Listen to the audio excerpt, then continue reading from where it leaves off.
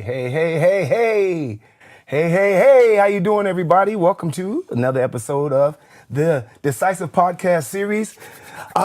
Today I'm so excited because it's been a long time coming. I have my brother from Chicago. Before we get to him, I want to introduce my sweetheart and my co-host that always makes me even more excited to do the show, Zoe Mazah. Hi, everybody. I am so excited myself too because we have a very special guest. So tell them about it. I am excited. You got Okay, me so excited. first I want to I want to make some drama out of it. Tonight we have the real one. We have not only a masterful architect that's bringing you, lots of great music and he's really true to the culture. He's straight out of Chi-Town, Chicago. And Drum roll. hold on, hold on. And he will let you know. And what I love about him the most, when our first episode a long time ago, he likes to make sure he corrects you when you get things, out of. He's worked so hard to do what he does, and he's worked with some of the greatest, and he represents Chicago at the highest level. So again, drum roll. No, not yet. His Okay. name is Drum roll. K. Alexi Shelby, baby, in the house. There Building. he is. That's what's up.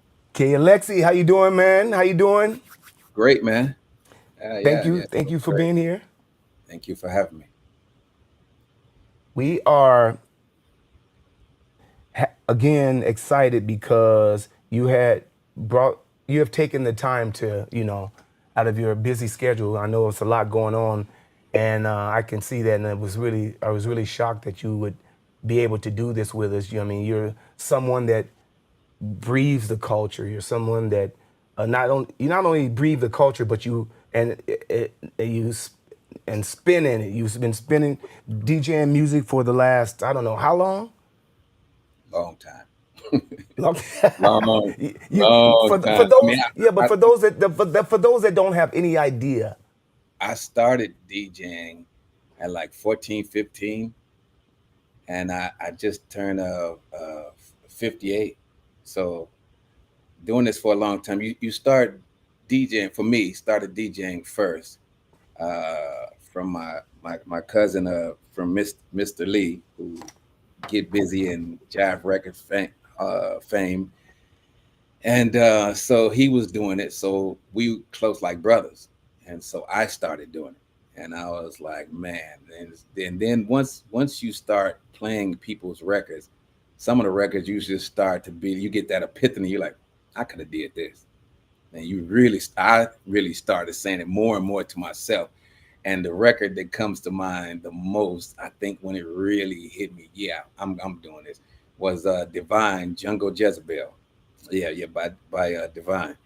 And for those who know the record, know the lyrics to it, and I was just kept saying it to myself. I love the record. I haven't played it in a while, which I think I should. But it's a fun record, but the lyrics on it are just so ridiculous that I was like, I can't believe this is a record. And I like, I could do better than this. I could do it. And people were like, well, do it then. It came to that. And then it was the pinnacle, the real birth of house music, since Chicago is the Mecca. Let there be no mistake about that. That people were doing it. And out of my sheer arrogance, especially back then, Jesse Saunders, big bro Jesse, did On and On. And I'm like, oh, hell no. If he could do it, I know I could do it then. I know I could do it. So, and then more and more of your friends were doing it. Yeah, you got Marshall Jefferson, who we weren't friends back then, but people who you knew. And if there's somebody who you know doing it, then shit, you gotta feel like, or you should feel How capable. many inspirational names back then that really come to mind? I mean, can you name? Ron Hardy, uh, big bro Ron, first and foremost, because he would play my stuff, uh, even super young, and me being super young, and he would play it so much that people thought it was his. Like I would bring him stuff, and I was happy. I remember being on the bus, hearing some kids argue, two guys arguing. I'm talking fierce arguing back and forth about whose track it was, and I'm like, wow. I'm not even about to get in there and say no, it's my track, so they can argue me down and be like, hell no, you just some little dude. It's definitely not yours. But honored to have him play the stuff like that. Farley, Jack Master Funk, who who helped me get out to the masses. Like he loved Essence of a Dream so much that I remember going down to the radio station and he said, "Oh, my little brother KLXC is in the building." He stopped his whole set. He's playing vinyl. And when he stopped it like we were at his house, but he was on the radio station. So that was crazy to hear him just stop it, go in his crate and look for the record, find it, put it on, and start it from the beginning. Not in a mix, but just to play the record. And I was like, wow. Yeah, looking back on things like that, or me hanging out at Larry Heard and Robert Owen's house when they were living together, like moments like that, and having Larry Heard take the time to answer all of my questions, no matter how crazy they seem, which is what in turn taught me to do the same. Frankie calming me down off me not feeling like I wasn't getting the recognition that I felt like I should have gotten, and him saying, "Don't worry about it." How And big was that for you? that was huge because at the end of it, he closed it off before we got off the phone. Well, we started going back and forth on the internet, texting back and forth. But then he closed it off with saying, "And by the way, I've always been proud of you." So to have somebody Oh like my that God. say that just muted everything else because I had opened I up a like that football word, muted. stadium. Yeah, I had opened up a football stadium in Italy. It was televised and everything, and I'm like, nobody. When I posted it on Must have been MySpace. No, I'm not. Wasn't even no no there. no yeah, no yeah. No, and it was beginning of Facebook, when it was brand new, and I didn't want to get on that. But okay, so I get on there, and nobody was like, I think it's surely my peers because I'm representing the culture and my city Yeah. more than anybody, I feel. Um, so I'm doing that, and I'm not getting the accolades that I felt I should have got. And so I was really down about that because I'm getting strangers click on, oh yeah, thank you. Oh, you did that. That's a great thing you did. And so to not have who I thought should have been clicking on it, and to have Frankie just to the head of the line for sure, he just made it all right. And it made me feel so good that I had screenshot the message, and I look at it every now and then to make myself feel good when I get those moments of doubt or just To remind yourself, like huh? yeah, that you're not being heard, Wow. because the climate is so Wow. political now. That's It's big. so political, way more than it should be. Like when I see uh, those who didn't put the work in jump to the head of the line. Right.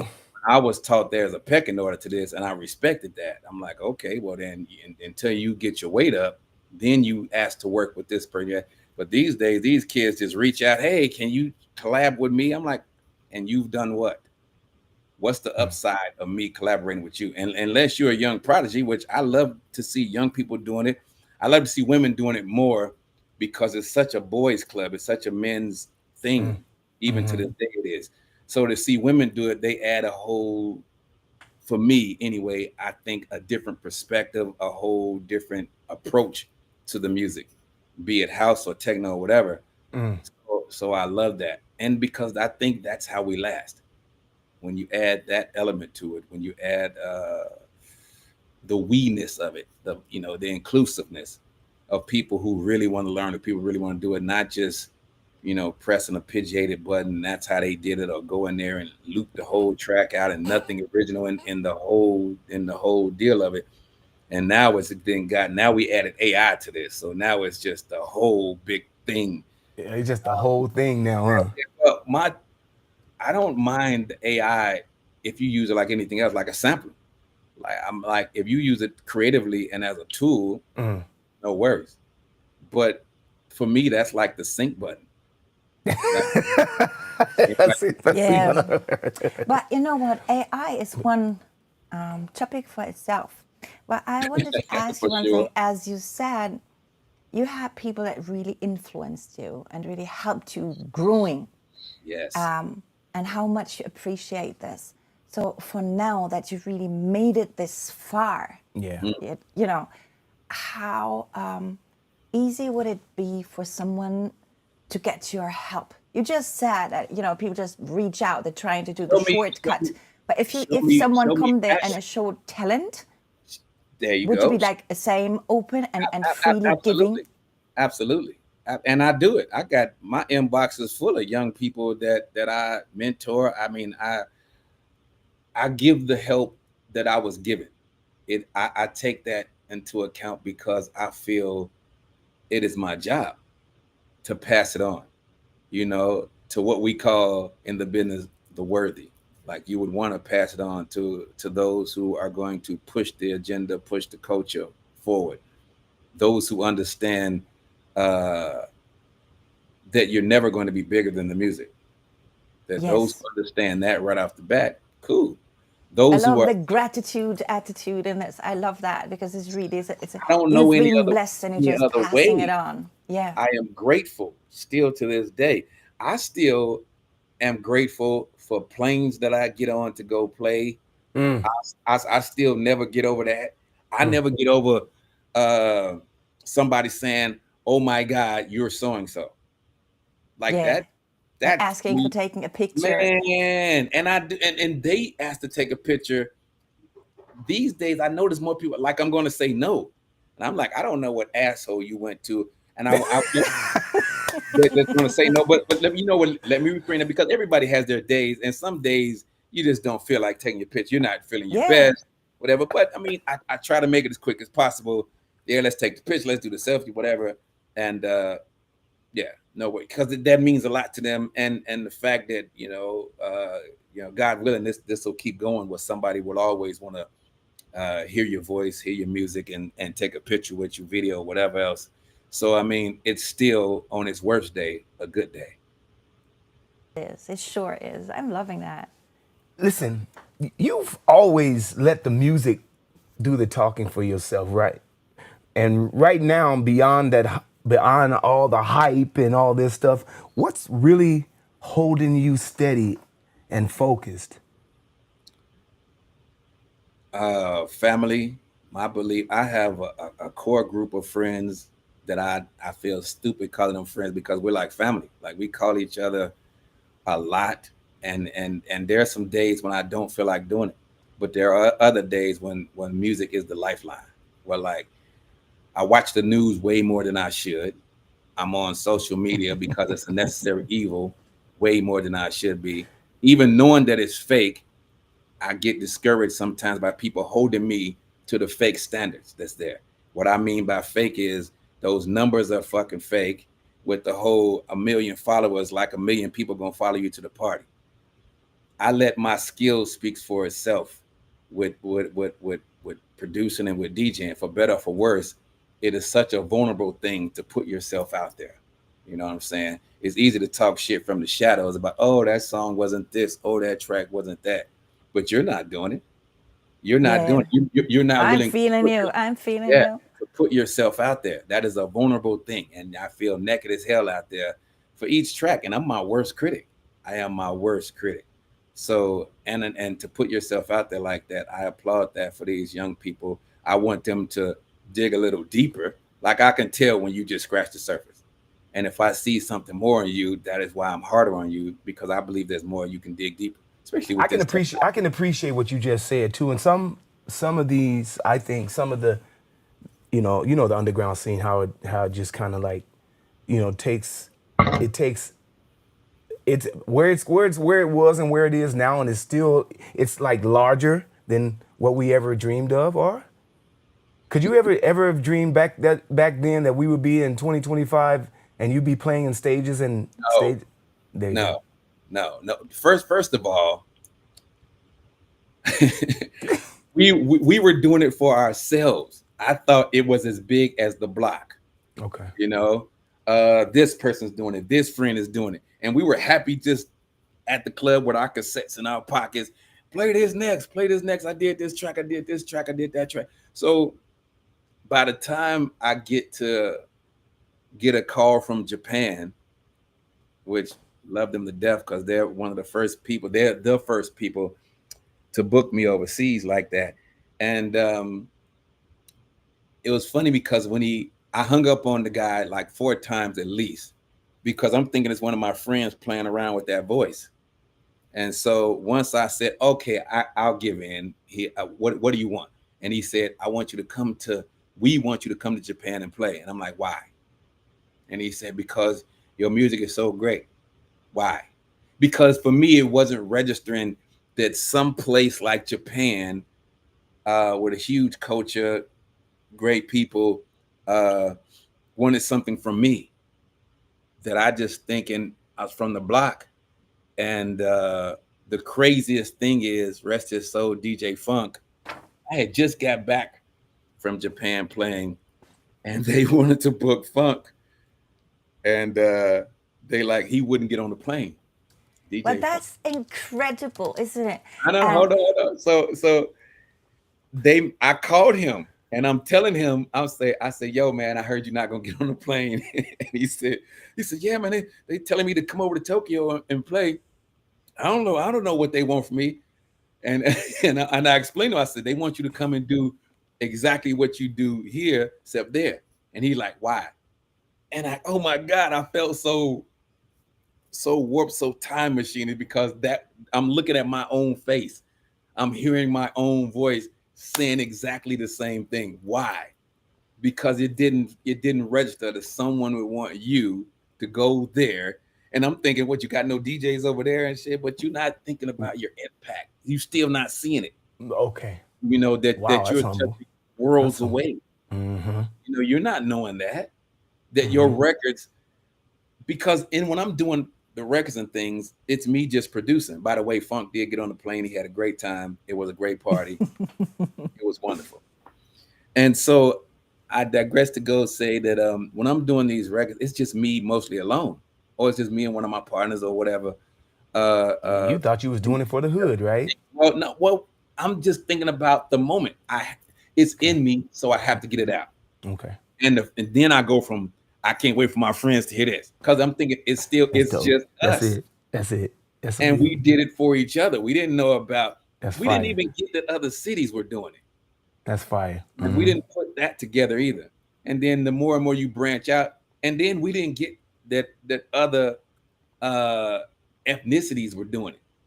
We thinking this is a black thing. We doing this, and then but to hear like different cultures doing it, different ethnicities doing it, and bringing their perspective to it was a wild thing in itself. To have that happen.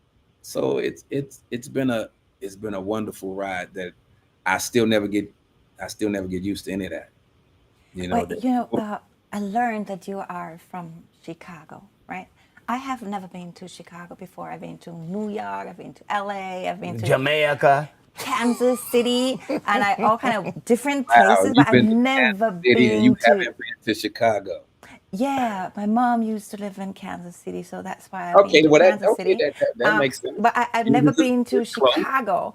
But missing out. As far as I can feel that from you and sense that from you, and also what I read about you, is like you're really living this city. You're feeling it. So if I want to go, what would be like the heartbeat of this place? What makes it so special for me to imagine? I've never been there. I've really traveled many parts of the world, but I've never been to Chicago. Why would I want to go?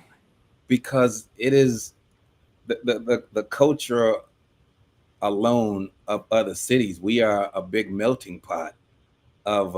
I was telling some people that. When I played in Poland, and I was just down about at least the part that I was in, 13, this place, on how it looked. And then I thought back to Chicago about how we have a huge Polish community, thriving Polish community. We have a thriving Italian community. We have people here from all over. Chinatown is huge. So when I think about that, and then finding out that Paris is our sister city. So people from all over, come here, and our food is another catch to get here. People think that we don't have lakes, that we don't have beach. I guess because of the map and everything. The Europeans, that's one of the things that people think. So it is one of those things that you need to cross off your list. Treat yourself and come here, especially. Hold on, have you been to Detroit? No, I haven't been to Okay, I Detroit don't feel so either. bad. I've been to What up, though, Boston to my once, Detroit but people? What up, though? Straight up. What up, though? no, but Detroit. I'm gonna make sure I'm gonna come and see Chicago and eat a lot of food and listen to Man, music. yeah. We have the festivals, we got the parties, we I got want to get. And you said it's the mecca for shopping. house music. It's the mecca for music. Period. This is home Period. of the blues. We have a huge Yeah. gospel scene here. This is a still a music hub here, and you can tell for the most part our style, how we record versus someone else's, and the city has That's been it. mimicked so much. Like that is one of the parts that I really get angry about, is that people confuse uh I go back and forth from how I want to be diplomatic about things versus Yeah, but I'm I like it when you straight out and I raw know. and straight up front. I Then But like I it put get because some music no, well, no, because no. yeah. put some music so nobody can sample No, his no, no, voice. no, no. Okay. Here, here, Uh, here's my thing on this is that uh techno, as we know it today, uh is not techno like it was back then. What I mean to say is like um my people from the D weren't doing it like with the four on the floor in the beginning. Mm. Like because it was more what we thought, what people in Chicago thought was more New York b-boy style, which was like Planet Rock and Planet Patrol and all of those songs, which were fantastic songs. You oh mean yeah, Planet Rock changed the game. Like that really let more black people know, oh shit, we can you can you we we can do this. expand. Yeah, We are doing it. yeah, we are So doing it. seeing your own do it is a whole other thing. But I think I know having big bro Derek May and Kevin Saunders visit Chicago as much as they did because of family and just to hang and see the scene. Hmm. Derek brought a lot of that back to the D.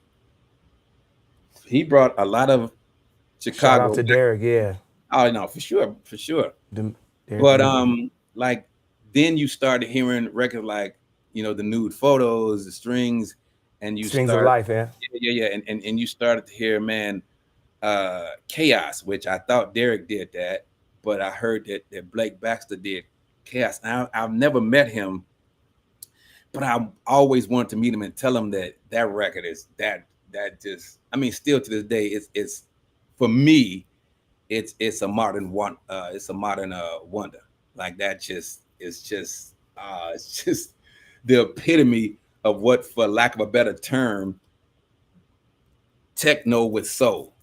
Like that right there is, I mean, cause for us in Chicago, we weren't doing techno, we were just doing fast house. Like you got acid tracks for Hmm. sure, future. You got Robert Amani, Circus Bells. You got me with Mama Dusa and all of those Medusa, yeah, we used things. to jack Yeah, that one. yeah, and Vertigo and everything. So Vertigo, yep. yeah, so if that's not techno, then what What is is? it? So when you say Hmm. Detroit techno, then I think, well, I know once again, Europeans did that. They love to put names on things. They love to put tags on things, which is cool if you get the tag right. But we understand the Mm, propaganda of why you mm. did what you did, why you came out with the whole Detroit techno thing, like you needed that. Why And would you? and Why would they? The question I'm on that with you too. I think part of it was it for them to be able to know how describe it, what when they go to a record store or something to know what you just wanted to be involved in something, and you found your niche, you found your contribution, just like all of these new names for something that's already been here.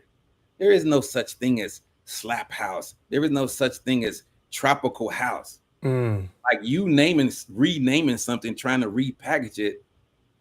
If you get off your ass and put more emphasis on being creative as opposed to this Putting a all name of on it. this I gloss, say, I'll now this get it. internet shit, Mm-hmm. then you would really come up with something. It Mm-hmm. is like all of these people looking like DJs as opposed to being one. Mm-hmm. With the whole sync button. No real DJ came up with putting a sync button on the damn machine. I mean, god damn, it does this for you already. The Mm. CDs helped us not have to carry records from this place to that place. Thank Yeah, goodness, that's true. because I really hated it. I'm from the wax era.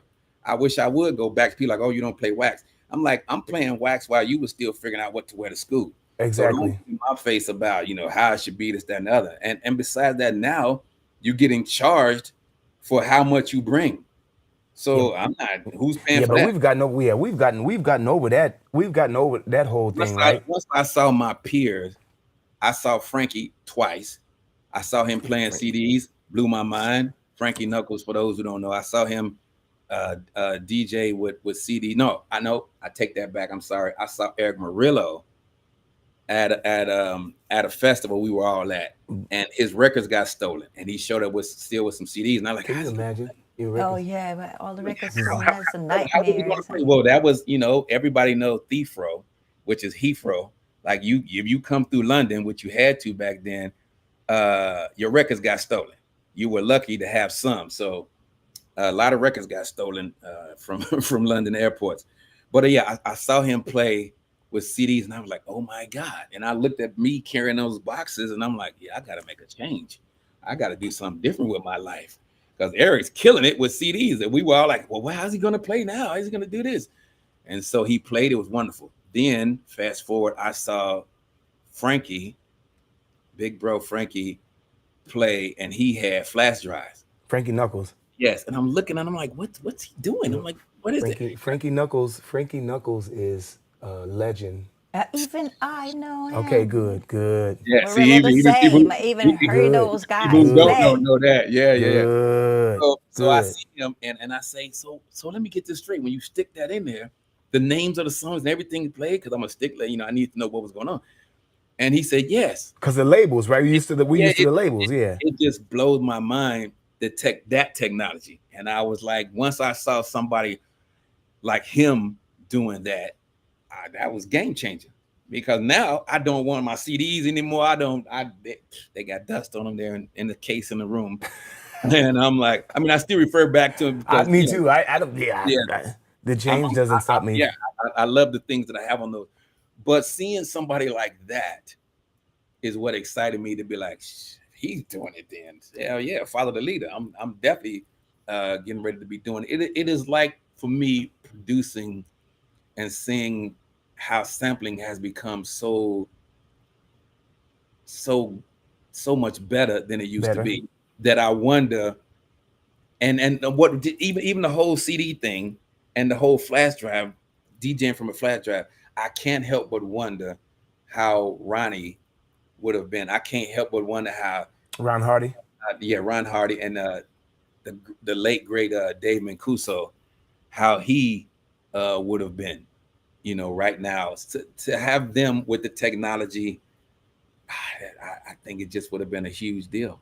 I think definitely, game changer, pioneers like that, who for me, I just love so much. And the more and more I found out about Dave Mancuso, who ran the Loft, and he ran it his way, He ran the loft. yeah, yeah. So pattern myself after people like that. Free spirits is what I call those people, who not going to be put in a box, who's not going to play this record because it's the in record right now, or who's not going to play it that way.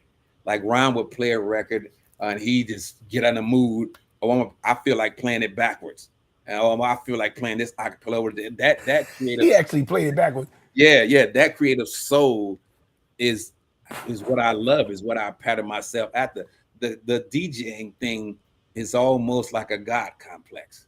You play fast, they have to dance faster. You play slower, they have to dance slower. You stop the music, they pause. Yep. Everybody's clapping, going crazy. They don't know what's going to be next. I love the creativeness of that. And like I said, when I'm DJing, I try to touch everybody in the room. I want everybody to have a good time.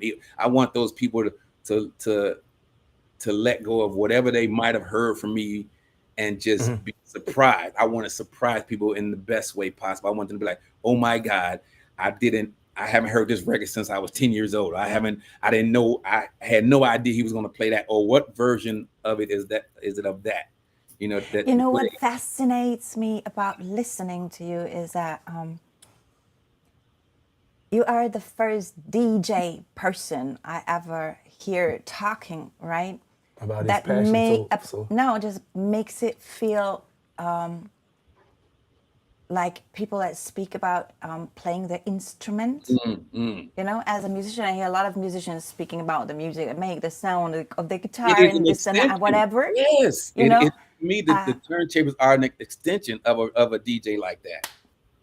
yeah, but I love hearing that from you. And you said something before when you had our little introduction. You said something that it stick to my mind. Is you said you're reading the floor, Absolutely. and I love the expression because it's also this is like you seem to be so very connected also to your audience, but in the same way, you must be a very open person, like spiritually and emotionally open to do that.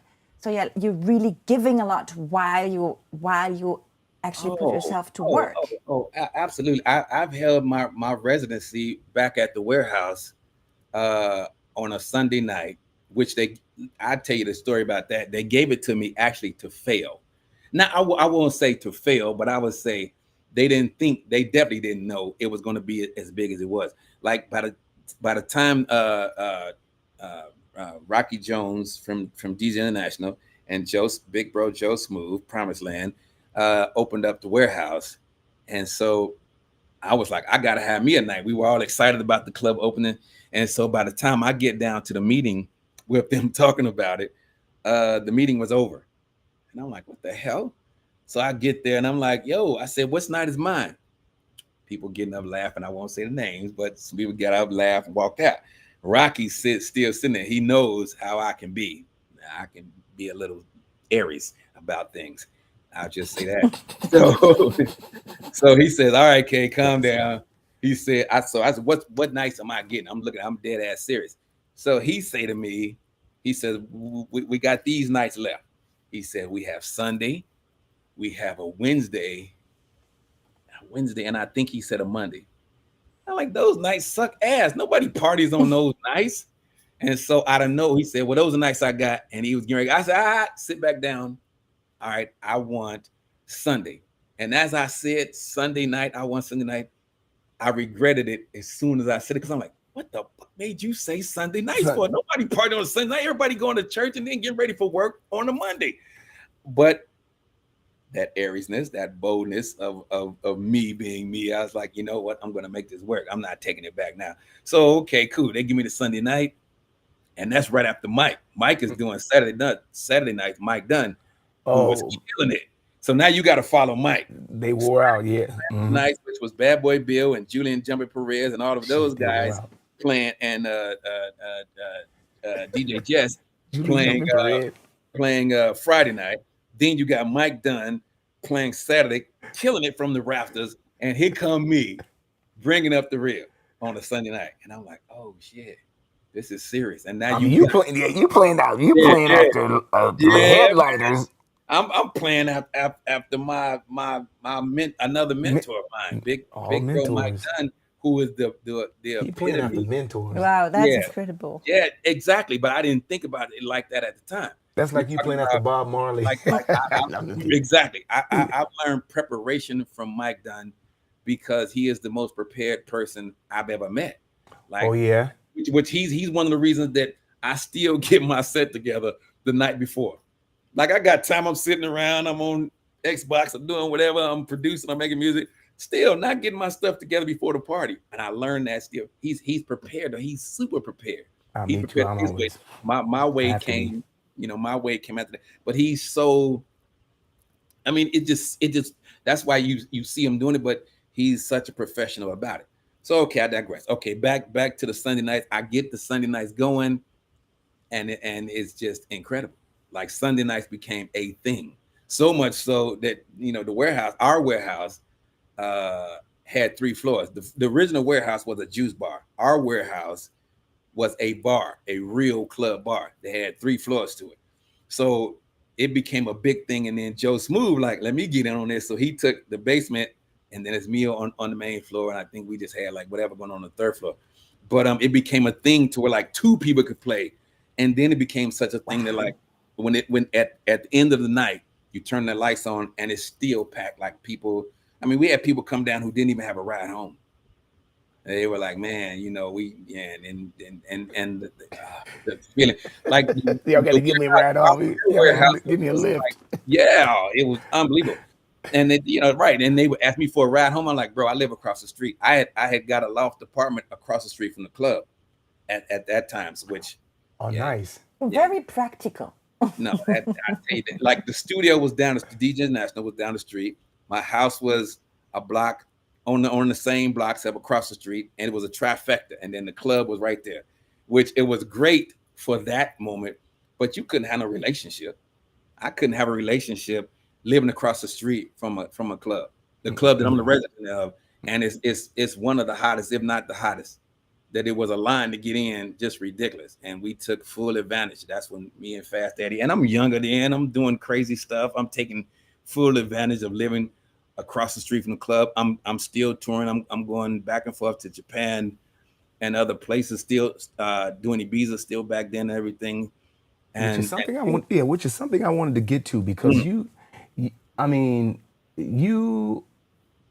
to come from where you come, and now you're still pushing. The question I had is, why do you still push? A lot of people fade out. You keep moving. You starting a label, you dropping new heat, you going to Ibiza now. And what's really keeping you lit right now? What's really keeping you lit? Music is therapy for me. It is therapeutic. Like music has been there when all physical people have, I won't say let me down, I'll say had their own shit. If you got your own shit. I so knew that he was going to say something like this. I'm sorry to cut you, but I knew that you were going to say something like this, because I felt that from you. I just loving it. I'm loving it. I really hear you. Helps that. It always has. And I've learned a couple of things from music, that I can't force it, and I'll just stop now. Like sometimes I hear it so clearly that it's not me making it then, it's me recalling what I've been thinking about all day. Oh, yeah. So that flows out. Other times, if I feel like I'm really forcing it, I like it becomes so noisy, I can't hear it as clearly as I like to then. So I'll postpone it. I'll pause it, come back to it. So that makes it difficult for relationships I've been in, because women who are not in this, or women who are in it, they don't get that I'm trying to get this sample right, or they're like, are you gonna play that same part all day? I'm like, it seems like I'm playing it all day, but I moved on. Don't you hear the end, how I've tailored that and how I truncated the end? No, you don't. Yeah, they don't understand that. Yeah, so I mean, it's a delicate balance to be with one of us, to be with and don't be a DJ and producer, because that makes it really difficult. We don't have a set time on when this it's work time. So the delicate dance of being a real producer and a real DJ, minus the sync button, minus your pack of loops when you go into the studio and you got a stack of somebody else's records. I'm about to make me a record with somebody else shit the whole day. So whatever, that's your thing. But what I'm saying is, those of us who really think about melodies, really, and I know who I'm carrying on my shoulders, or whose shoulders I'm standing on. Like that is what I think about. I can't help but carry that weight with me. I always, for better or for worse, I think about, would Ron play this? Would Larry Heard like this? Would Robert Owens sing on this? I think about, would Frankie play this? Oh, big ups to you, man. Really. So rock this late at night. Even like, I got a theory. Now this I've told him Wow. this to Dennis Ferrer. Dennis Ferrer made Hey Hey, one of the biggest records for like 2 years, 2 summers. You can still play that record right now this day. And I said, when I heard that record, I said to myself, I said, he probably did that shit while you was taking a nap, while you were sleeping. He was working up, making shit like Hey Hey. There are no days off. I said, Mm-hmm. there are no days off. I must keep going. I must. But you can't force it. I love Dennis to death. His production is just ridiculous, and I love. I got a lot of loves for this, for people that you can see their passion. I admire it. I admire my people from the D, fucking Moody, man. His whole stick on how it's his performance. It's not a so much a DJing thing as it is a performance for him. Carl Craig and his remixes. Carl Cox, he and I go way back to me living in London, and coming down, seeing him and Jim Masters and his wife all DJing some little pub. To see, I remember when I first met just so many people that I enjoy. Derek, to hit Derek's passion Derek May's passion when he's DJing. To I, see to see he that sweat. Yeah, he sweat. the master at He's work yeah, is yeah. is, He is, was working. is like watching somebody like Jeff Mills, Eddie Folks, or somebody like They that. never Like stop working people on the that's stage. not Never. from Chicago. I enjoy seeing other cities' passion. But I you know what? If it can't be Chicago as a favorite place to play, where would be your favorite? I mean, what has been your favorite place to share your different, art? different. See, okay. I got different reasons for wanting to play different places. Now you have to show your ass if you're playing in a D, because Mm. first of all, Chicago versus everybody. We got a little thing versus us in the D. We got a little thing versus us in New York. We got a little thing versus us and just everybody. So when I play in New York, I got a whole thing I got to bring out. And I respect the fact that New York knows. I'm not teaching them so much as I'm showing off. Like, it's different when you're playing a new club in Belgium or something like that. A new club even in Ibiza, like, because it's not so much a place in the know. In Detroit, I gotta show my ass. I gotta represent my city. I gotta show what's up to the D. And plus, I played in front and in back of some of the greats. So I love that I represent my city and this culture, and me as a black man. That just goes without saying, that you carry that with you, and the weight of that. And I love doing it, flowing through it and making it seem effortless.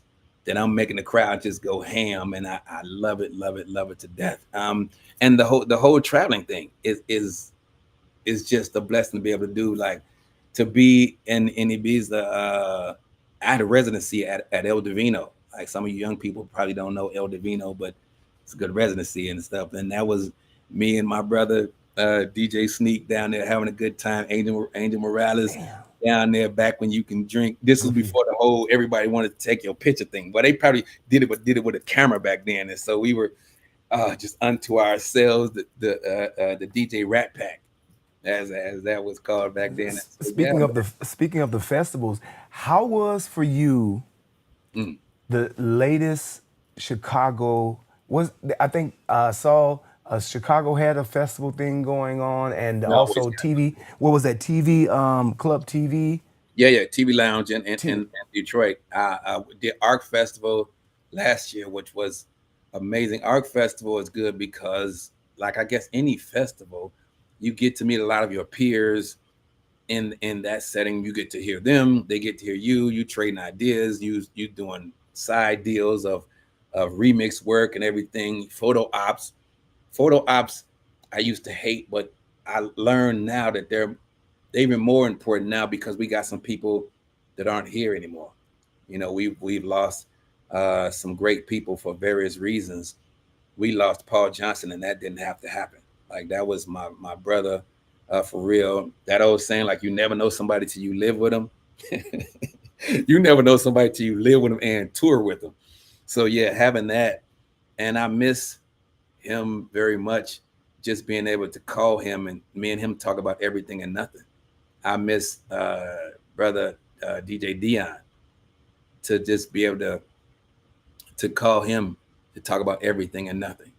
So you take for granted the people that you can call. You can pick up the phone and call now. Like I miss calling Big Frank.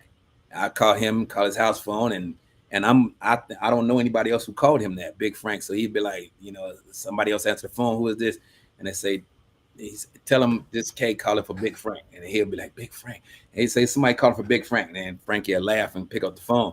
So that whole deal is just like people deserve and need their flowers while they're still here. Yes, for All sure. talking about somebody how great they were after the fact, all bullshit and playing their records after the fact. Yeah. For me, it's like the death of a good club, although it's nowhere near as personal. But you do miss good places, Yeah, for places sure. how they used to be because it's such bullshit now. This whole fake persona of uh, of it not being about the music as much Yep. and people Totally not get it. dancing. Oh, I started playing fast as I played because of Ron Hardy, because he played fast. So I patted myself after that. I just picked it up. Like I really did pick it up. And so another thing, when I had my residency at the warehouse, I played faster because I don't want you cute. I want your hair fucked up. I want your clothes all sweaty. I want straight. one of your shoes you walking on the back of them because they become I uncomfortable. hear you. I I want you hear to get you. Yeah. to the party knowing Come out you your were at clothes. the Let's do party. this. Yes, I want you Yeah. that. You know what I'm saying? So I love that. I love the yelling. I want karaoke moments. I want you singing. I want you to cut loose. I don't want you worrying about how you dance off beat because somebody just suddenly be filming you and now you done got a viral moment for the wrong reasons. Yeah, I want all of that. Authenticity. Yeah, I want Yeah. freeness. I want you free Free. because Yeah. when I was just a kid going to the all right. I see people talk about compilations and things. Yeah. So Yeah, I was gonna. Yeah. yeah, Matter of fact, so just hold that note. okay. Somebody in the chat room, Rafaela Saskia asked, "Did you ever want to play in Germany?" I lived in Germany for 3.5 to 4 years. I was there that long and didn't even know it. And I had my birthday party at Tresor. I was just in Tresor 2 years ago. I played Sisyphus. I played Okay. Bergheim. Yeah, yeah. So you're I coming love back to Germany? as soon as they book it. I keep telling All people right. I'm not Louis Vega where you could just be like, I think I'll go play in so and so. At least that's in my mind. That's how I see Louis. Just pointing at a map. Think I guess I'll just go play over here. I guess I think I'll go play over here.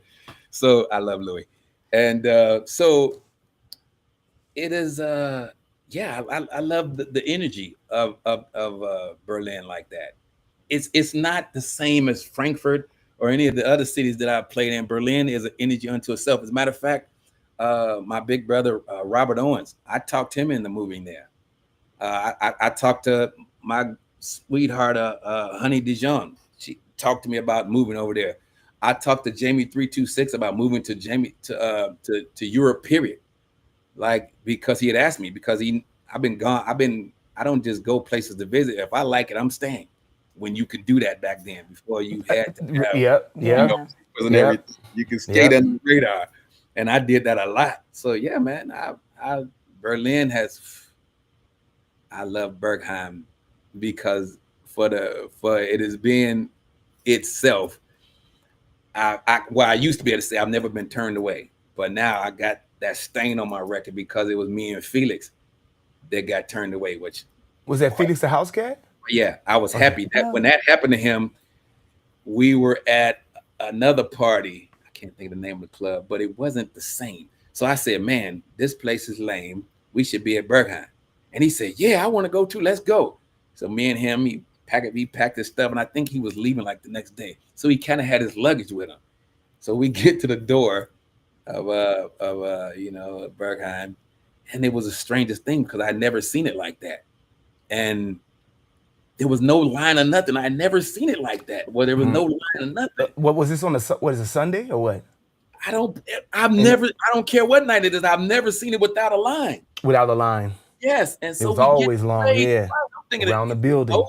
Does it close? I've never seen it close. That's another thing. So it was so weird. So we walked the long walk and we get up there. I can kind of hear music. And the three security guards at the front. And Felix excited because he's never been. I kind of thinking it's a bad idea because now I'm thinking I lived way the fuck out. I didn't live in the center then. And so me thinking about that ride, I got to go way back home. I'm like, oh, this is gonna suck ass. This is gonna suck. So we get there and then they're like, no. They just said no.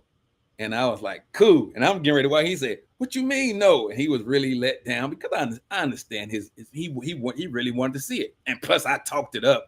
So I felt bad about that. So they said no. And plus, and then he said the cardinal sin.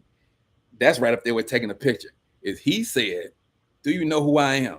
Oh my God, what did he say that for? And I'm just standing on the sideline looking at them, looking at him. I'm not saying shit because I'm just like, wow, this is going from shit to Shinola and shit. So they shit know who you are. And it's funny. Then I started looking at him like I wouldn't have let us in either because he had Louis Vuitton luggage. It's just looking like the epitome of don't let me in. And so we didn't get in. And I was happy. Under my breath, I was happy we didn't get in because I had to take that long train ride out south. Like I said, I wasn't living in the center right then.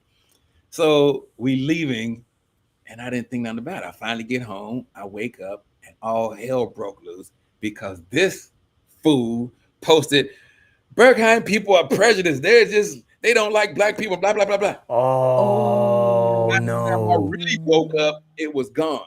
But too late. He did it on Twitter. And somebody, like people do when you do salacious, they copied it. Like that. Yes, they screenshot that and kept on. Oh man, his management called his ass though and made him take that down. And but it was too late. The cat was out the bag. The rumors, magazines that picked it up, and it was the oddest thing because that's when I learned how wild this industry is because it was like supermodels lying saying that they were with us. I'm like, no, you weren't. I saw them posting saying, yeah, me and Felix and us, our crew got turned away. Oh boy. And I'm listening to them retell the story like, bitch, you wasn't with us. I said it was just me and him. It was just the two of us. Yet our shame rippled out into the world. So yeah, that was the only time ever getting turned away. And I've showed up there like because I want to keep the party going. It's different me playing because when I'm playing, I'm partying, but that's a different type of party. I go to Bergheim because it's such a circus that I love so much, and you just never know what you're gonna see. It's a wonderful thing, and you meet some wild people. That's where I met Seth Trosler. That's why I met little bro Seth and shit. So, and you see some things that you just I don't know how many times I've been there. I've been there and I'm hanging with the owner. We're at the bar in the panoramic room, right? And I swear to God, I've been there many times. But for some reason, while I'm talking to him, I laugh about something and I lean back in a chair. And as I lean back in the chair, along the wall are pictures, I swear to God, of like poster size of assholes. Like literally butt cheek spread ass cracks of assholes. And I'm like, what the fuck? I said, bro, how long? I said, did you just put these up here? Like, nah, they laughing at me because they like, nah, that's been up there. And I'm like, you just don't know what you're going to see when you're there, and I love it. It's just a real ride that I've never been to a place like that. Another shout out to you from Jackmaster Rob. He's saying he's still celebrating the EP "Feel All Right" on Ellipsia. Yeah, man. Yeah, many more records to come. I because I'm doing so much. I don't think about those records. Now, that's not to say they all aren't still my children. I love all my babies, But of course, some of them, you do with a purpose, you do with a passion. Other ones I do, and I hope that they'll do well. And some do well, and you just, wow, you didn't expect that. For people to get it, like you do a record and they actually got it. When I did Essence of a Dream, it was, I look back on it with so much love because, for one, it's like many of my records are about real people, real situations.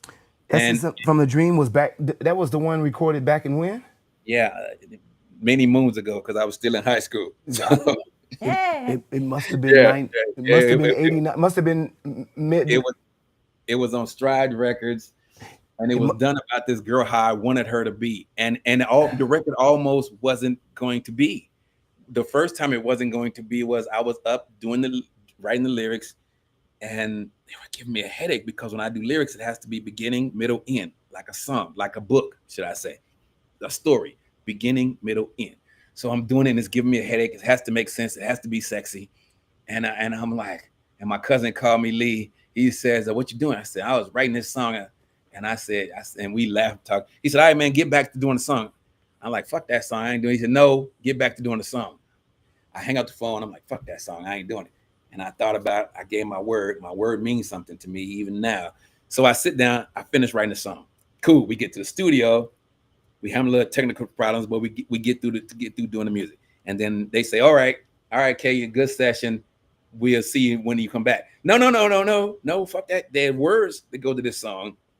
I have to say them right now. They're like, you don't have time. I said, I need to do this right now. They're like, if you do this, you have to get it right in one take. All right, cool. I pull out my little pad. I go into the booth. They give me the cue. I say the words. I'm saying the words. The music's going. It's a nice little flow. I'm happy because I wrote it that night. I didn't think I was going to get everything right, and I'm reading it, and I'm doing, and I'm looking at their faces, and they like with the strangest look looking back at me, and I'm like, this must suck. This song, I'm gonna keep going though because I wrote this. I'm gonna get it down. So when I finish, they clapping, they saying that's the most amazing thing we've ever heard. And I'm like, wow, really? Cool. I'm happy just because I got it off my chest. I have to get it off my chest, just like off of Lisa, those vocals. So cool. I get it done. Cool. I'm happy. It's done. I think I didn't think much about it after that. I'm thinking, yeah, it's a cool song. I didn't know how it was going to touch people like it did. Like to have people say they made love off that record, or to be with women and they say to me, say the straight up. words. Straight And I'm up. like, what words? Straight They're up. like the words to the song. And it's not registering because I didn't see myself. Still to this day, I don't see it's not one of those things. Like when I made what we call sex tapes back in the day, in high school, you make sex tape. You got girl come over, sex tape. You got Prince on there, you got some Luther Vandross, you got some Alley Brothers. I didn't put me on there. Let me hear it. Really. So to meet people who said that to me, that I made love off the record, was just like, I'm thinking, oh, that's a one-off. That's just a freaky couple who didn't, whatever. They love house music. But then when people kept saying, I'm like, this is weird as hell. And then when girl like say the words, I'm like, I don't know. I love you. No, not that. And I'm like, oh, you mean to say the song? I'm like, yeah. I'm like, Jesus Christ. So I didn't realize how much and the girl who, once they found out, I was still in high school, like I said, who I did it about, she was so embarrassed because of what I was saying. Like I said, a golden shower from head to feet, your come body's a tasty treat. I didn't know what a golden shower even was. I just thought it sounded cool. You know what a golden shower Yeah. is? Yeah. so I say that line. And Hey, then I go to her house, and that's pride, baby. That's pride.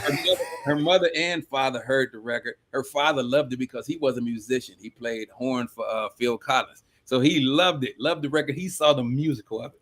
But her mom focused on what I was saying, the words, and she just was not having it. Yeah. She was. Well, you don't want to hear nobody saying that about your daughter. That was not. Yeah, she was not happy with me at all. But it wasn't so much about her because she couldn't live up to that. It was what I wanted her to be, which is why I talk about it in dream state.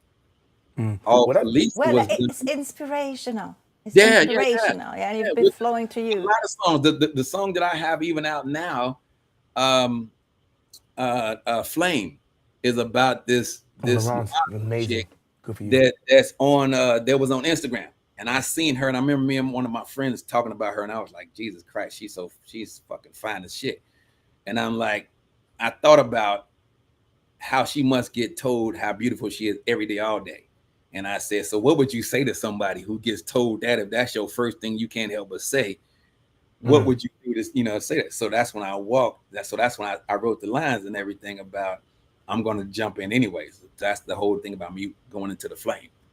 I never did say anything to her and anything. Like I said, I just use those things as inspiration. It's not so much I'm going to say them. Although along the way, that song, it's not out yet, but it's coming. It's done about me and my girl had broke up, and I was, you sit back when it's a bad breakup, you think about what you should have did, what you should have said, and as I'm thinking about what I should have did and what I should have said, as a musician, it started coming like, hey, that'd make a great song. Of course, that's how it goes. That, that's how I dull the pain. And Yeah. so I started thinking, and I don't write things down anymore. I just turn the mic on and I say what I say. I feel how I feel for And the you most said it part. before. It's a Yeah, therapy in yeah. itself. It Oh, and it cures. really It's just was. like, yeah. And so now, and I got some great remixes from some people uh, on the record, and I'm excited about that. I want that to be the first release on the new label, so I'm excited about that. That I was able to get that off, and I said, because it's hard when you so in this music thing to communicate with real people that are not really in this. I don't think I've ever had a DJ girlfriend that understands you going to this place. And I would like to speak to somebody who has a DJ girlfriend and you all get along great because she does what you do. Like, I would want to know, does that make it easier? Like, how's that work? Like, my lady now, Well, she's a producer, but that's not the same as being a DJ, because the temptation of being a DJ is huge. People, them women, I mean, or whatever you're into, look at that flyer and they make it a mission to try to do. And plus, a lot of my music is sexual, and it's not fake. Like, that's really me. yeah, Uh, but you know what? I'm sorry to cut you, but when you yeah. say like a producer or a DJ, right? So the right combination would probably be a musician, Yes. like somebody is fronting, someone is a front person. At me, I'm playing a show, like for example, there's and you go there and you play a show, you don't ever get, you experience the same things. You Yes, but don't have, as you said, like the God kind of temptation to feel like you're the master of everything. You don't really have that so much because you're working differently. But for sure, as a songwriter or something, I hear every word you're saying. it's easy to say that you Yeah. want to be with that person until you are with that person. Yes. You know what I'm saying? Exactly. I experience the Because same. it's Yeah. one of those things that seem fun, but because my music is so sexually charged, it is how I express myself. Yeah. I am a sexual being, even not so much the physical of it, yeah. mental of it, as because men we're mental creatures like that. We for lack of better, I don't know, getting to know you, I think we think like that. It is the conquest of it all, and it not even that you're going to act on it, because you don't have to act on it. My mind runs wild with just the what ifs.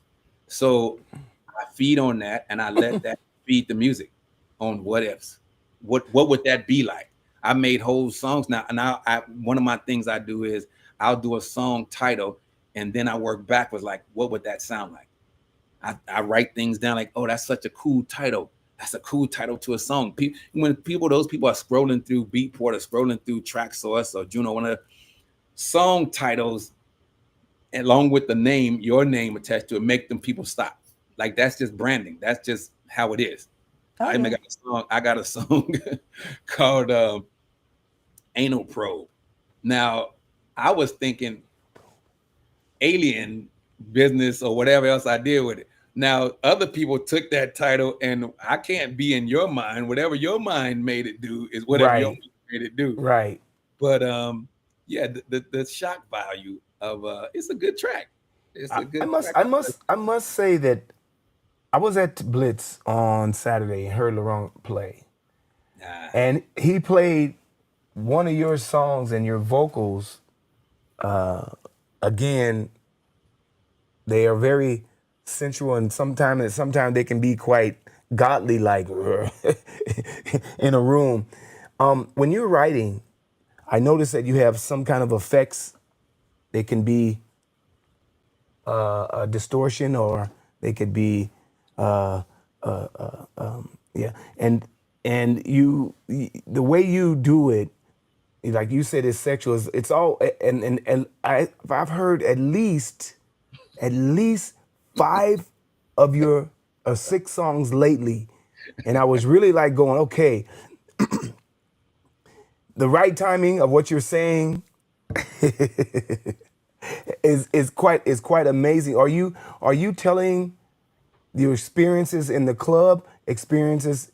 Are you writing it for the DJ to a understand? lot of To times, yes, but I tell you what though, I also have political songs that speak on the climate.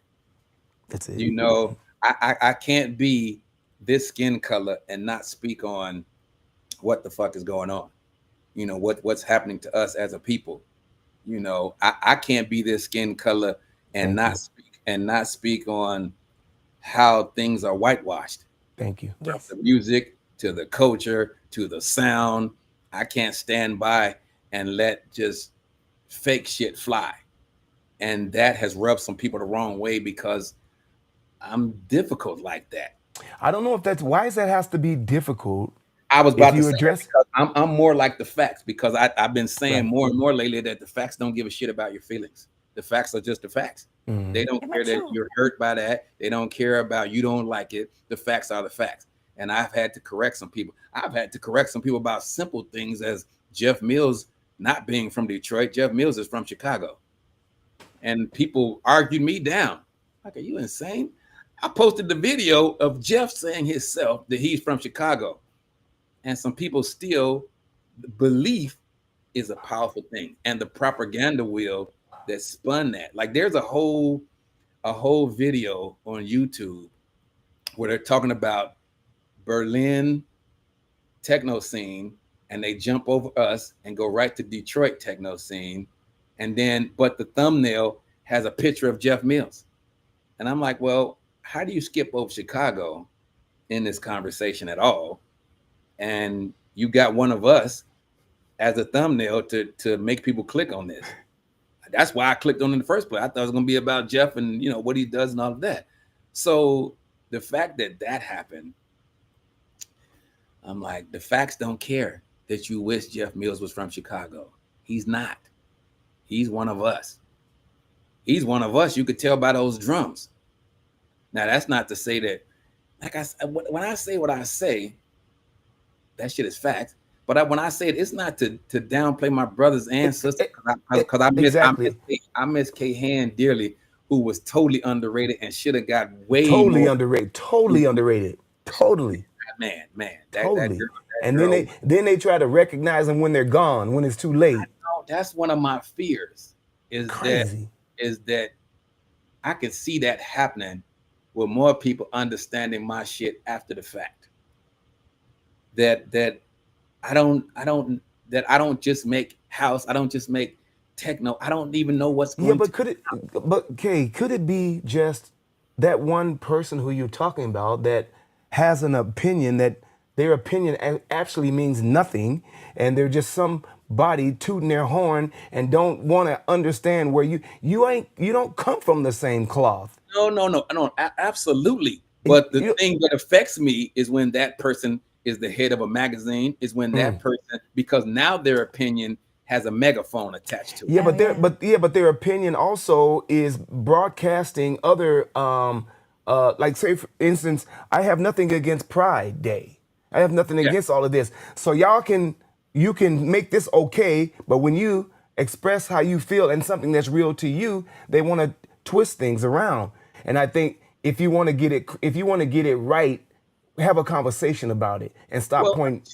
agenda is a real thing. I mean, everybody has one, and my agenda Oh, is to agenda, yeah, agenda. spread my That truth, changes the whole thing. An my agenda, yeah. real truth.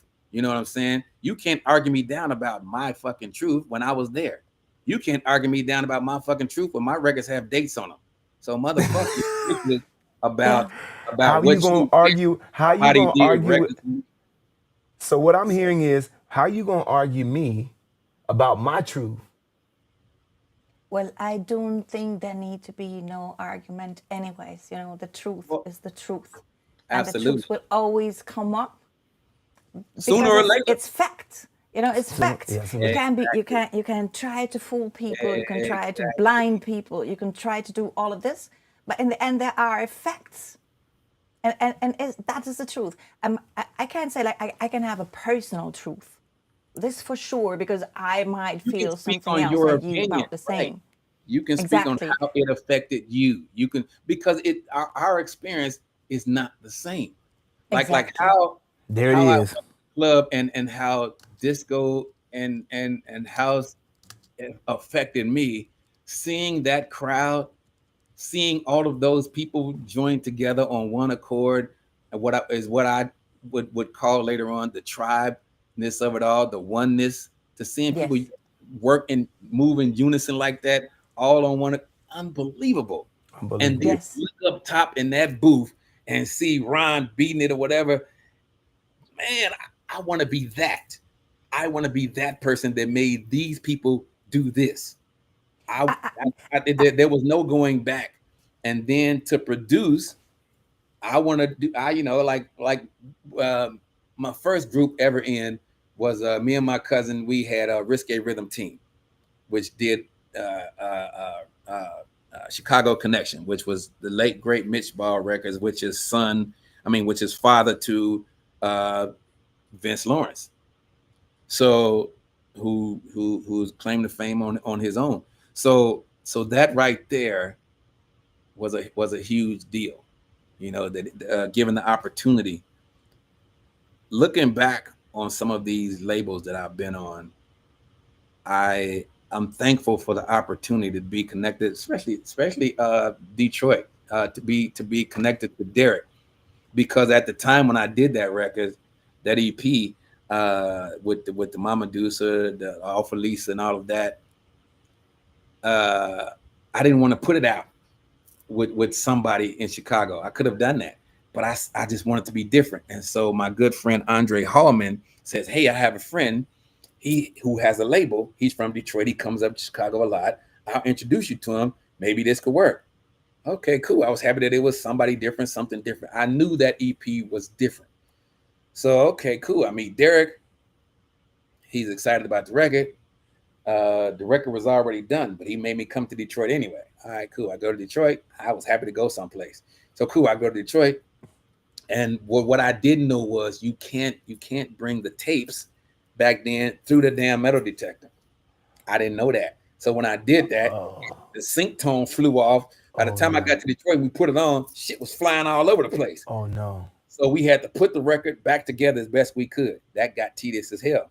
So I always said there were more lyrics to All for Lisa, but we just didn't bother. And it's still a great record, which meant sidebar that All for Lisa was also done by my girlfriend at the time, Lisa, which wasn't spelled, Derek, with the crazy spelling. Uh, that was done by a real woman, and she didn't give a shit about that record. She didn't care about it. She was into hip hop. But once again, it was in me. I had to get it out, and mission accomplished so far as that. So it was So funny. and what happens? I mean, you're Mm, speaking so passionately about your music and also how it flows through you. So once you complete a track or a mm, tune or a song, and it's still only yours, yeah. how do you feel this very second when you like, when something is uploaded and you go It's from, funny that you say that. release and it's like worldwide?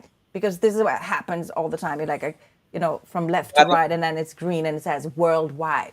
by How the does that time feel it for comes you? out to that, like the record Flame or Yeah. the My Jam record, that I actually did that record for Moody.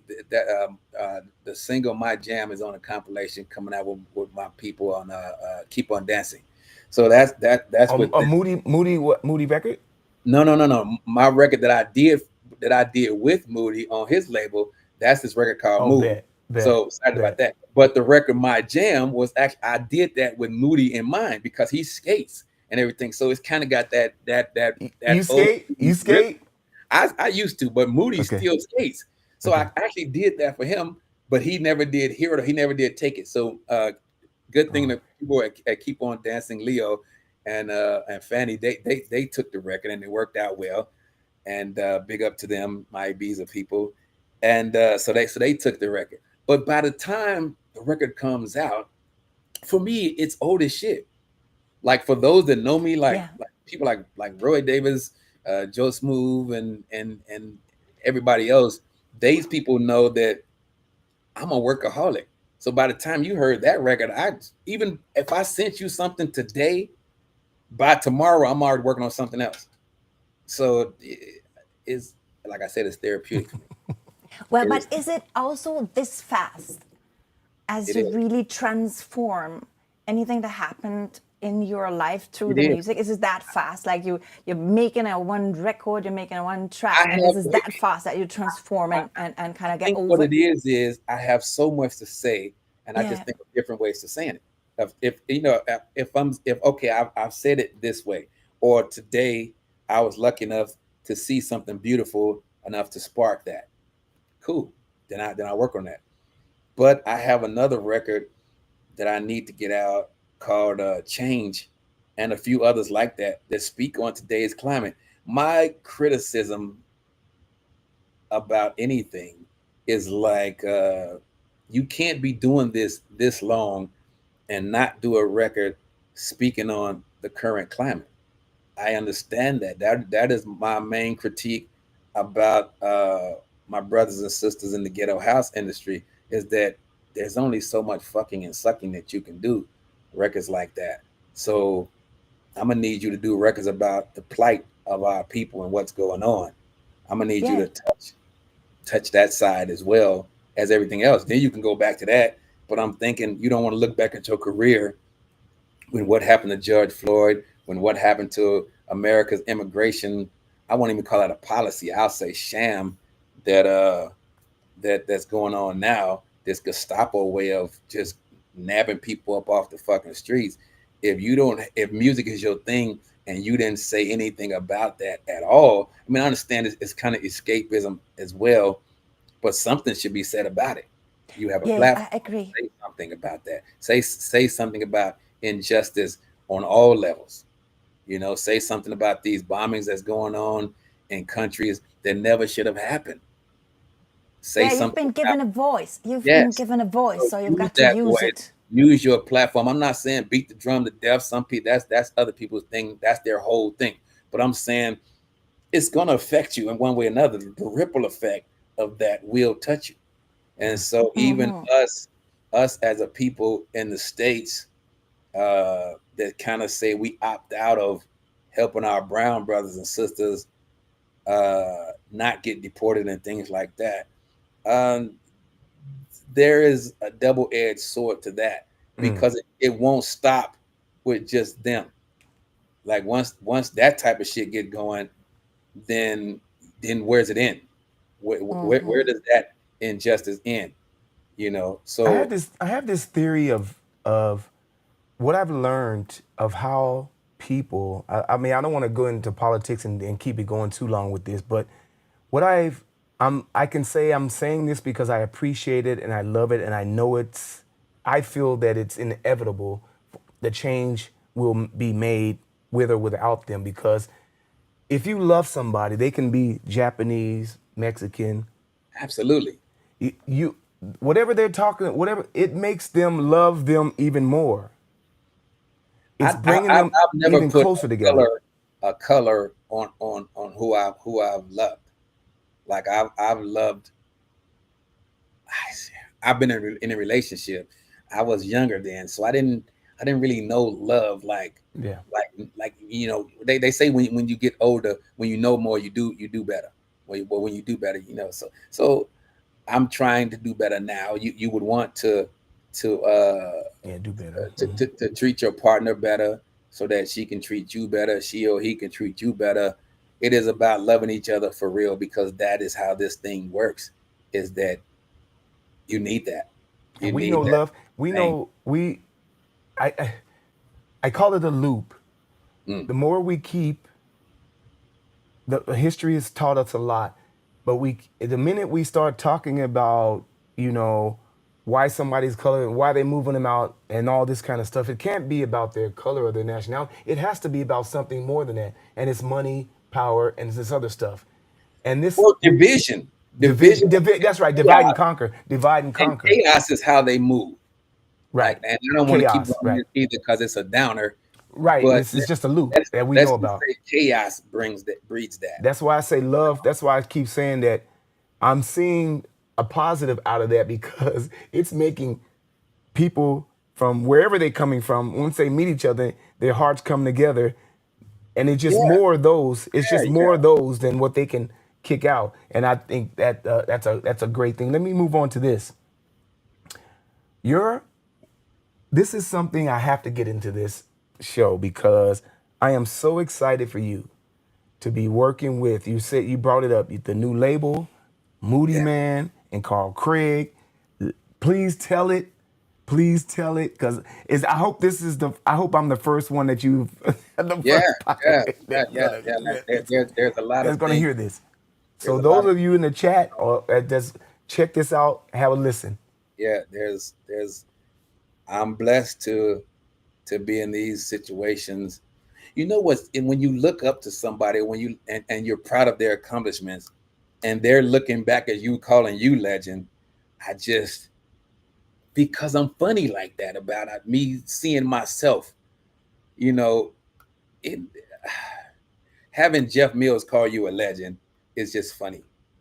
Having to Funny? What do you mean funny? That's the because it's shit. just That's It just means great. it feels That's funny. that's it's okay, just okay, okay, okay. Yes. it's a warm it's a warm and fuzzy feeling to Yeah, have okay. You that. work so hard. You work so hard for It does and not these guys are like, and acknowledge. they're on the road moving around and stuff. And then finally, it got to them at this point in time. I'm just going like, go ahead, man. No, Good for you. it is a good thing. I Good have for you. ancestral rhythms coming out with Carl Craig, because he did an edit on it. And I'm like, man, we should put that out. And I said, we should put it out on your label. He agreed, because the whole track in its entirety has never been uh, on wax. So or just out, period. So we're excited about that. The record that I had with Moody on Mahogany, I'm excited about that. It should have came out last year, but it's gonna be out, I think, this year. So I'm excited about that, to work with somebody of his caliber, and that is one of the realest people in this Ooh, industry. Like I'm that so happy dude for is you. strictly, he. I don't know anybody like him. Like I've been blessed to have some people, mentors slash family people in my life that I don't know anybody. They're one of one. Like they're Yeah, okay, yeah, I get like Roy Davis Jr. one of one. Carl Craig, one of one. Even Derek May, one of one. Mike Dunn, one of one. Uh, straight up.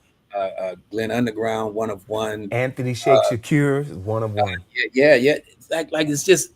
I'm sure I'm Robert Owens, Larry, all those people, one of one. Robert, just just one of one.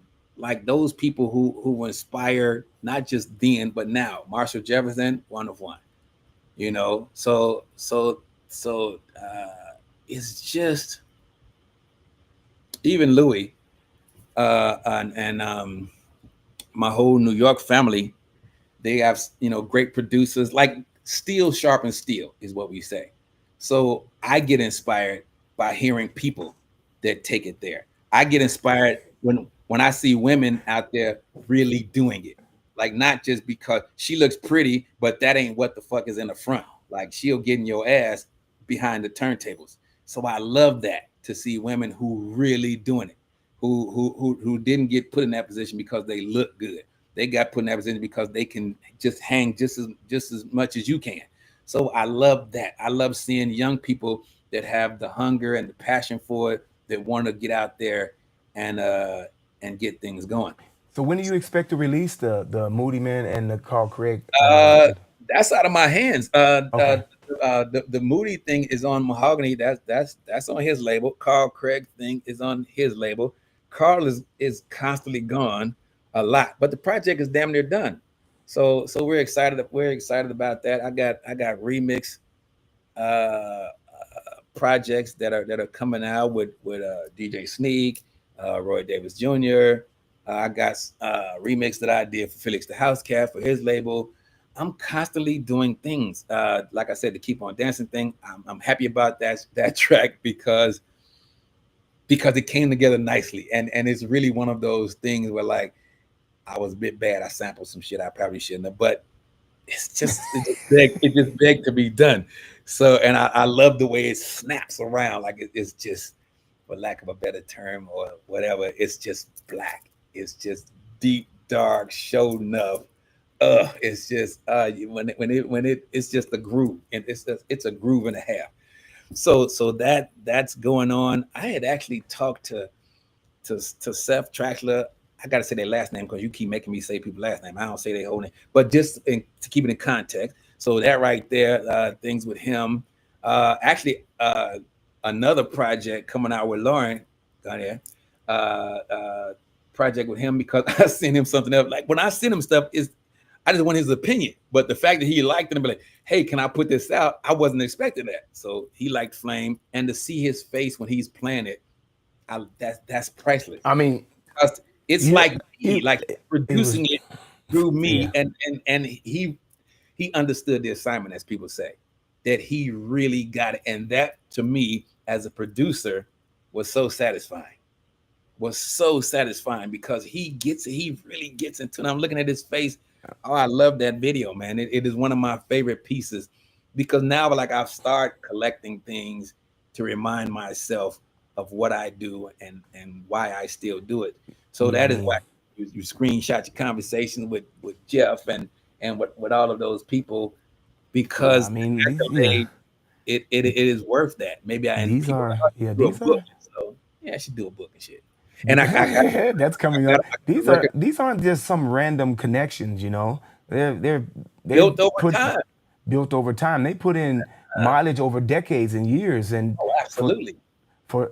for this to come back around full circle, and your work ethic, what you've learned from your peers, how you were patient and were able to be humble and back up when it's needed, and still go back to the lab when the job wasn't finished. When you riding in your car, Yeah, man. listening to your riding in your car, listening to your songs. I know I should be paying attention to the road, but that's really when I'm listening to songs and thinking about. And because, like, here's the thing: like, I do so much output is just ridiculous. That like I'll be in the car, you don't see this part, but I'm screenshotting the song because I forgot all about it. I'm thinking, oh shit, you didn't put this out. You didn't. It's so much that I have to say. It's so much that I've said already that it just haven't echoed to you all yet. Like you don't know nothing about it. And that's why some of the stuff, by the time it get to you, I'm so far beyond that point. I love that the public brings me back to that moment so that I can enjoy it. Because sometimes you can move so fast that you don't enjoy the now. Like I'm But trying to teach We got about 10 more minutes or so. So and I need to ask something. yeah, let me hear that, Zoe. Let me hear you. As someone with such a bubbling mind, right? You seem to be like always on the go. What kind of makes you really peaceful besides making music? You know, because I know as someone that really have a lot of output myself, there is a point where it kind of gets noisy inside and outside and kind of, too much. What kinds of brings you down besides the My music? private moments with my family. The family. Yeah, blood and and non-blood. Like, cause not blood, it just makes family, especially with me. Like some people are so close. Like Roy and I speak damn near daily, and I'm happy to be, Roy Davis Jr. yeah, I'm sorry, yeah, Roy Davis, Roy Davis Jr. Cause Big yeah, up. you got to say it. You Well, yeah, put some respect on his name, right? true. Roy has Yeah, been yeah. huge, and my longtime brother, Jerome Orr. I'm so proud of his accomplishments and what he's done. Louis Green, I'm so proud of his accomplishments on getting his material back with his name on it. He's been misconstrued with he didn't do what he say he did. Is somebody else's name. We're not gonna go into that because we only got 10 minutes left. Plagiarism, but Right. he's getting his due. I love people getting their due. You know, somebody else who I don't think get their due as much is a soft-spoken, real brother, Anthony Nichols. Like, he's one of my oddest, closest friends because we can go months without speaking, but when we do, we're on the phone just talking. So yeah, like those people, just hearing them make music in the background inspires me. If I could just hear just a little bit, I'm like, man, and plus be like, oh, I should be back working. You're right. Like you're working. I should be back working. So that and I'm a huge gamer. So I'm constantly Are you? Oh yeah, God. oh bro. My lady like you should be asleep, but she know like because that's my real time to myself. Does that help you in the studio Yeah. gaming? Oh, Marshall Jefferson, big time gamer too. Like he's one of the ones who helped me Knew it. stay a I gamer. knew it. Like he's one of the ones who helped me, to do role playing games. He like KU role playing games is a mind thing, and I got so caught up in the story that I love that. So he taught me that and everything, and so yeah, man, I'm a huge gamer. Do you have Huge. a Do you have a couple of fire off questions at the top of your head? No, actually, I can so much relate to how you speak. It's like a little uncanny in a way because I always feel I hear myself talking. Especially this thing that is like, it doesn't stop. It is And you refreshing when you speak to like, someone else, it's somebody just like gets it. you're Yeah. already going. So for me, it's like, yeah, I don't have any questions. I fully, I fully get the point. I No, there was a fire. love. We did this fire off round. No, And but that would have the been one. great to give it to him because Yeah, but the thing is this, what I get, what I sense is Okay. this huge humbleness, which I find outstanding. Yeah. Because it is outstanding. I've been speaking with a lot of people, meeting a lot of people and all you over wonder the why world. people don't miss and, miss that. And I think this is extraordinary. It's fascinating and makes you so. Well, we spoke about AI before, and it makes you so very human because I don't think an AI can ever develop this kind of skill and humbleness and feeling, and gratefulness and really being able to transport this is just so very human. The Well, passion and that there speaks to that is the you. nail on the head. For all of our flaws, and we have many, that human connection though is what makes us us. So we must Exactly. not lose that. We must not lose that. Yeah, so I really enjoy hearing you speak because I'm learning so much Yay. about the Thank you. not only the culture. You've been always saying like the culture, but for me it's like the process of how it feels when someone making music with electronical things, because these are machines, but still they are instruments. They became instruments because you make them an instrument. But You I know? say the culture as much because we built this. And I have to Yeah. let some people know that they're just visitors. Like Yeah. you're Yes, not but you That's a are one. good. so That's a right. good one. You Come in are here, so wipe your right. feet off and be respectful.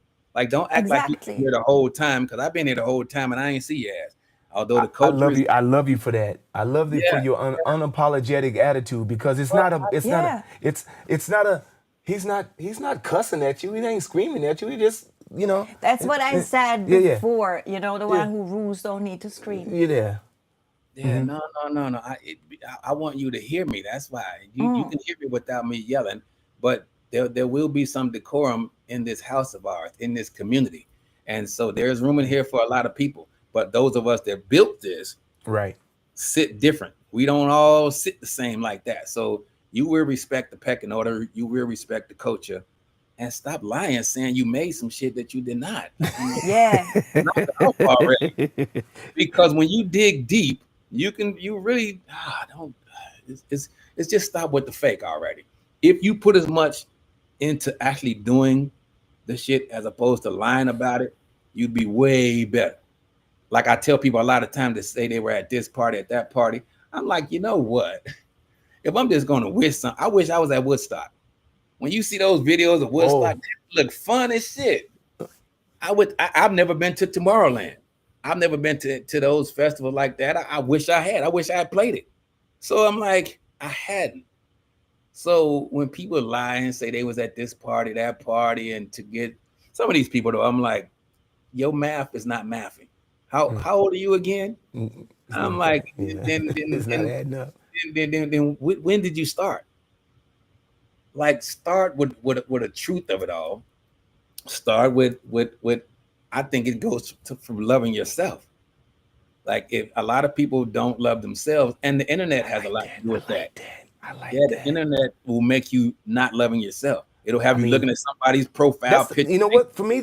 For me it's the opposite. They're making me love myself because some of these people are. But you have to be confident in that in the root. A lot of people Oh are not. man, It's a superficial lifestyle of this. Like, and you wonder, you meet some people in life and they don't look shit like themselves. There's a lot of filter this, filter that. There's nothing wrong with a little filter, but let's not go crazy. Here's my thing with the filter thing. I don't have any, well, I probably got 3 at most baby pictures of myself. So I've never seen, I love those the most. Those that make me, because now I get to imagine what I must have looked like as a child, as a baby. And that just cracks me up. I show those to my mother, and even she gasses off that.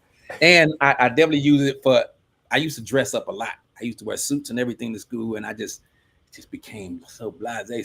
So I love those two that put a suit on me. And seeing me back in the suit with the app, I'm like, yeah, you might want to kind of, you might want to kind of get to those functions. So now when me and brother Joe Smooth go to those kind of political functions and things like that, that's not just about the music, but the music culture itself.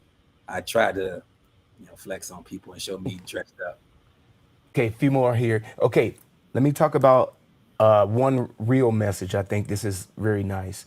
Through all the eras and shifts and stories, if you had to leave one no bullshit message for people watching tonight, what would that be? Respect the culture. Respect who and what came before you. Like that, do everything with respect. Like, even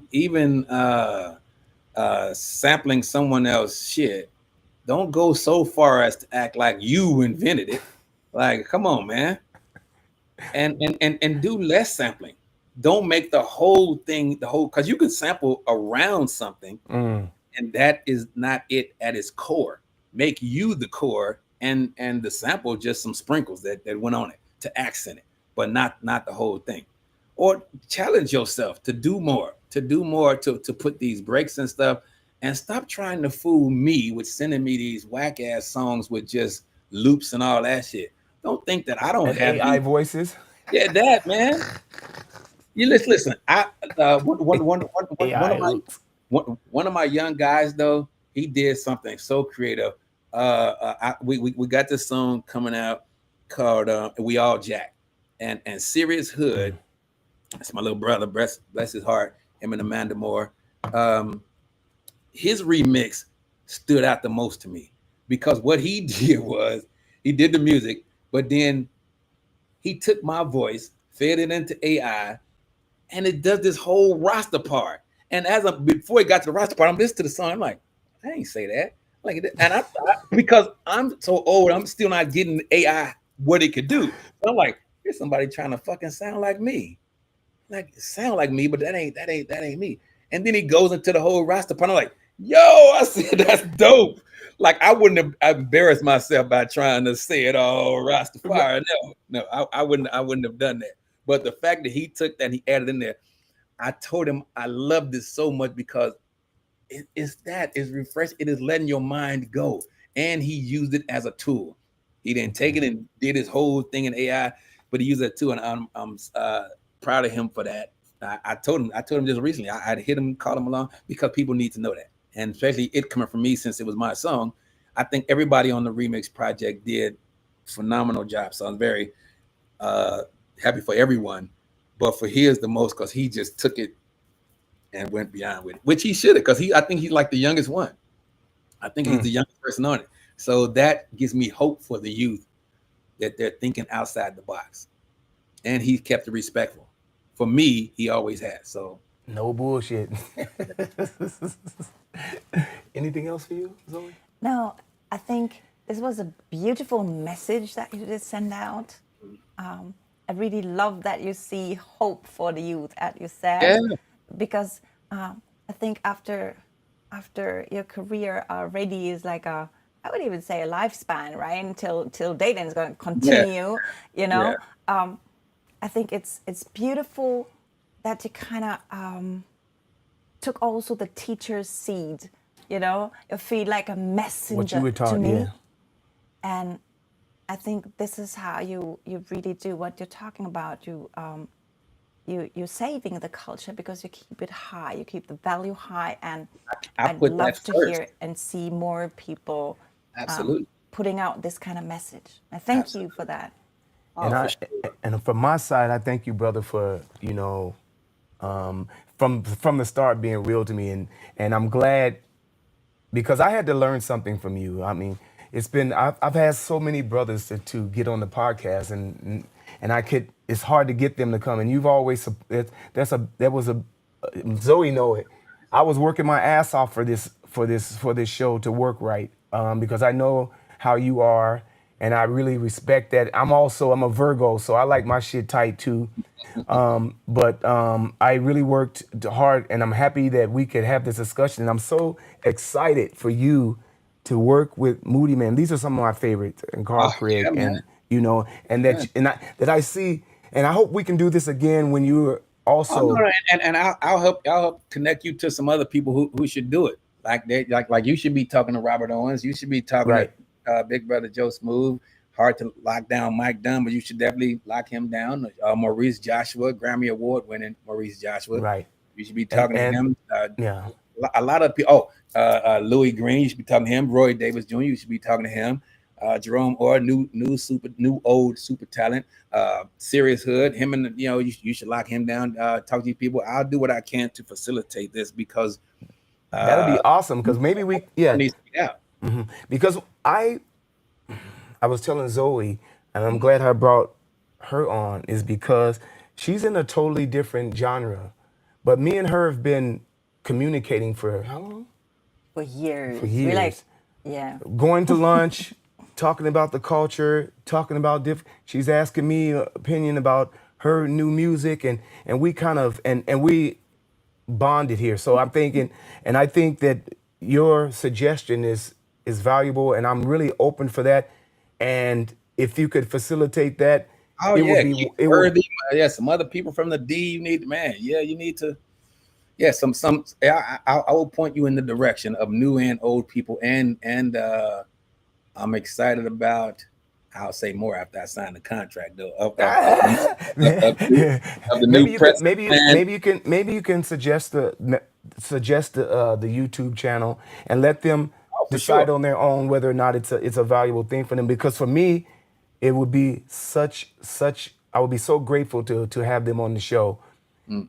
And again, respect to you and whatever is going on in the future. And I wanted to say this on your for your Bandcamp page.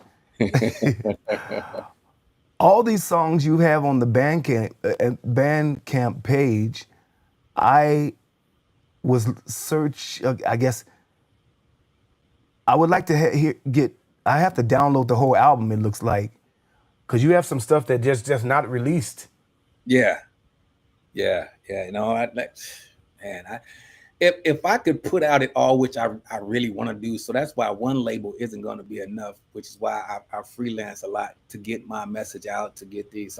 I can't do it all alone, There it is. and because I have to get a new booking agent because for me trying to do the bookings and do the producing and still come up with all of this shit and still have a life, not impossible but difficult, and things will suffer. Like I don't want that. Like I was fortunate enough to have the my son's mother hold me down with watching our son early on in my career. So I knew my son was safe. I knew he was well taken care of. So with worries like that, you didn't have, that made it easier to be in this country, that country. And my family held me down because they're just real. Like they're like, I'm close to my family. And when I say family, I mean blood and none alike, because I'm old school. Like I'm from the era where we call and do well-being checks on people. I text my people just to see how they doing. Oh, you good? You all right? I don't like not talking to people for a long time who I care about, because I need to know what's up and shit. But at the same token, I will not be chasing anybody grown. At some point, even still wears out. And if your well-being checks are only just one way, you will stop it. With that said, is there any shouts out you want to get out to anybody out Shout there? out to you for having me back on. And Z, I got to get up with you. Got to have you playing on something since you classically trained. I want to hear you playing on something. I would love to hear your input on something, and your approach, being a woman and being on that side of things. Yeah, I got some things that I would instead instead of me using the AI to do it, I would love to hear a real. She got a voice. She got a voice. She got a voice too. Yeah. Okay. So by all means. Yeah. Let us collaborate on something, and to shout out to all my young people out there and my other people that I haven't collaborated with yet. Oh, and shout out to Chill Radio for me getting down with them, and Easy Mo B. Y'all might know him from producing TV Lounge. From producing with Biggie and Tupac. Like Easy goes way back. So legendary people like that who I'm getting closer to now versus my people who've always held me down too. Keith Worthy, Mike Dunn, Roy, like I said, Roy. Shout out to Laurent Garnier and Moody Man and Carl Craig. Yo, man. Carl. Yeah. Carl and his whole team and his beautiful wife, Haji. Yeah. And man, we were just at Movement, and he invited me to the house, and beautiful family, beautiful people. It was all love. As a people, when we invite somebody to our home, that's a big deal. So to be invited to his house was a big deal. Cool. With that said, everybody, thank you for staying locked in with us. Hear the amazing K. Alexi Shelby and my co-host Zoe Mazah. Keep the spirit moving. Keep the music close. If you vibe with this program today, subscribe. Hit the like button. You know how we work, and spread the news. And we look forward to having on our next episode a young lady from Los Angeles. This is John Tejada's wife. Lynn from Green Galactic. This is Lynn Tejada now. I've known her for many years, and and she has an agency, and she's really also has supported independent artists for the underground scene in the West Coast. So down with LA in a minute. So yeah. With that said, thanks a lot again, and we look forward to hearing more of your music, my friend. Absolutely. It was a pleasure talking to you. Thank you so much. It was indeed, from me to you guys. Thank you very much. All right, bro. Thank you. Okay, ciao. Blessings and love. Okay, ciao. Ciao.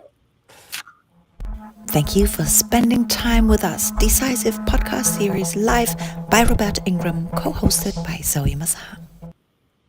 We go